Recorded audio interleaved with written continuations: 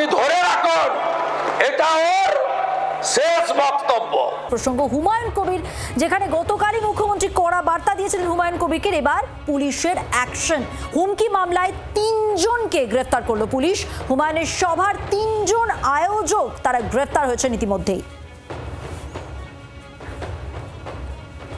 পুলিশের জালে গোলাম মুস্তাফা, আমিনুল হক, আনিসুর রহমান ধৃতদের একজন হুমায়ুনের দলের ব্লক সভাপতি, একজন অঞ্চল সভাপতি, বহরমপুর থেকে জালে 2 জন, রেজিনগর থেকে জালে 1 জন।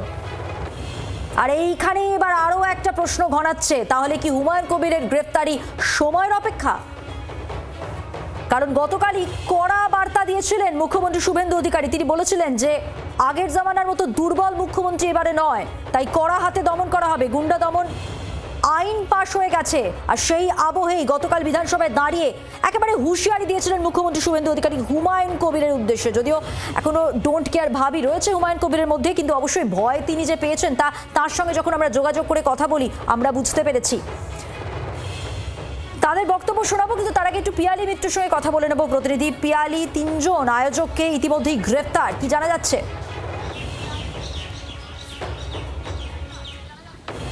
একেবারে দেখো, 3 জনকে গ্রেপ্তার করা হয়েছে। এর মধ্যে একজন হুমায়ুন কবিরের যে এজিইউপি তার অঞ্চল সভাপতি, একজন ব্লক সভাপতি, এবং যে 3 জনকে গ্রেপ্তার করা হয়েছে তার মধ্যে একজন হচ্ছে গোলাম মোস্তফা, একজন আমিনুল হক, একজন আনিসুর রহমান। এদের মধ্যে একজনকে বহরমপুর থেকে গ্রেপ্তার করা হয়েছে, 2 জনকে গ্রেপ্তার করা হয়েছে রেজিনগরের কাশীপুর থেকে। এই 3 জন মূলত এই যে সভা থেকে হুমায়ুন কবির একেবারে সাম্প্রদায়িক উস্কানিমূলক বক্তব্য রেখেছিল এবং বিজেপির ওপর হামলা বা বিজেপিকে তিনি বলেছিলেন যে তিনি যদি মুসলমানদেরকে নিয়ে নেমে যায় তাহলে বিজেপি পালানোর পথ পাবে না, এরকম একাধিক উস্কানিমূলক বিদ্বেষমূলক বক্তব্য রেখেছিল, যার জন্য হুমায়ুন কবিরের বিরুদ্ধে তো এফআইআর রুজু হয়েছিল। রাষ্ট্রবিরোধী বক্তব্য রাখা, হিংসা ছড়ানো, দাঙ্গা বাঁধানোর চেষ্টা, এরকম একাধিক জামিনযোগ্য ধারায় মামলা রুজু হয়েছিল। সেই মামলাতে গতকালকেই মুখ্যমন্ত্রী নির্দেশ দিয়েছিলেন যে শুধু হুমায়ুন কবির নয়, যারা উদ্যোক্তা তাদের বিরুদ্ধে ব্যবস্থা নিতে হবে, এবং সেই নির্দেশের পর 3 জনকে গ্রেপ্তার করা হয়েছে। এরা মূলত উদ্যোক্তা ছিলেন যে ওই সভার আয়োজন করেছিল এবং সেই সভা থেকে এই উস্কানিমূলক বক্তব্য রাখা হয়েছিল। ফলে 3 জন কিন্তু ইতিমধ্যেই গ্রেপ্তার হয়েছে এবং পাশাপাশি একদমই পিয়ালি, তোমার কথা রেশ ধরে সেই সাম্প্রদায়িক উস্কানিমূলক যে মন্তব্য করেছিলেন হুমায়ুন কবির সভা থেকে একটু শোনাতে চাইবো দর্শকদের। তা আমি শুভেন্দু অধিকারীকে সেদিন বলেছি যে আপনি ভোটে জিতেছেন, আপনার দল জিতেছে, খুব ভালো কথা, কিন্তু মুর্শিদাবাদে আস্ফালনটা একটু কম করতে বলেন। আমি যেদিন ময়দানে মুসলমানদের নিয়ে নেমে যাব না, সেদিন এমন সাটা ভাঙা মাছ শুরু করব যে আপনাদের পতাকা বহন করার লোক থাকবে না। কেস ওরকম কেস আমাদের বহুবার জেল খাটা আছে।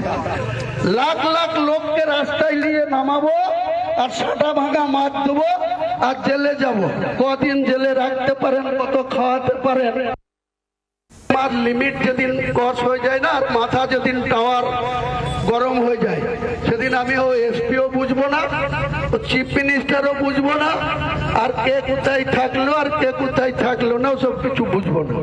আমি নিজেই নেতৃত্ব দিয়ে নামাবো।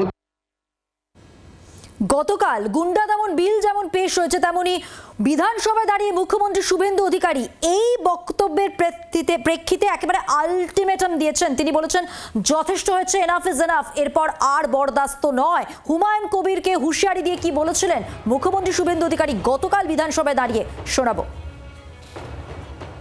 আপনারা ভাবছেন কেস হয়েছে, অ্যাকশন কবে হবে?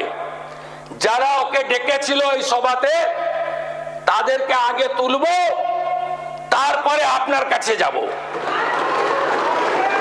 যা করার করব, আমি আশ্বস্ত করছি আপনাদের।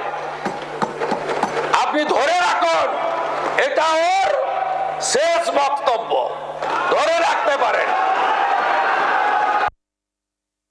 এই দুটো ইনসিডেন্টের পরে আমার মনে হয়েছে যে এনাফি জানাব,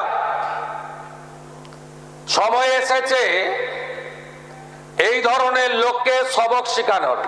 মমতা ব্যানার্জি মুখ্যমন্ত্রী নন, আপনি দুর্বল মুখ্যমন্ত্রী পেয়ে যা খুশি করেছেন, যা খুশি বলেছেন। আমি আপনাকে আপনাকে বলে গেলাম আমরা দুটো এফআইআর স্টার্ট করেছি। Rejinagar PS case number 219/226 dated 26/6/2026 under section 152, 192, 196, 197, 224, 299, 351 within bracket 2, 352, 353 of the ভারতীয় ন্যায় সংহিতা। হুমায়ুন কবির আজ সকালে তার সঙ্গে আমরা কথা বললাম যখন মুখ্যমন্ত্রীর এই কড়া বার্তার পরে পুলিশের অ্যাকশনে 3 জন অ্যারেস্টেড হলো। এবার তার কি বক্তব্য, কি বলছেন, কি প্রতিক্রিয়া দিচ্ছেন শুনুন। আমি মুখ্যমন্ত্রী শুভেন্দু অধিকারীকে মোটেই দুর্বল মুখ্যমন্ত্রী মনে করি না। তিনি নিশ্চয়ই সবল এবং ন্যায় বিচার দেবেন, এটাই আশা করি। বাংলার মানুষ তিনার উপরে ভরসা রেখেছে, তিনার দলের উপরে ভরসা রেখেছে, আমরাও তার বিরোধিতা করব। বাংলার আওয়াজ, বাঙালির আবেগ, জি 24 ঘন্টা।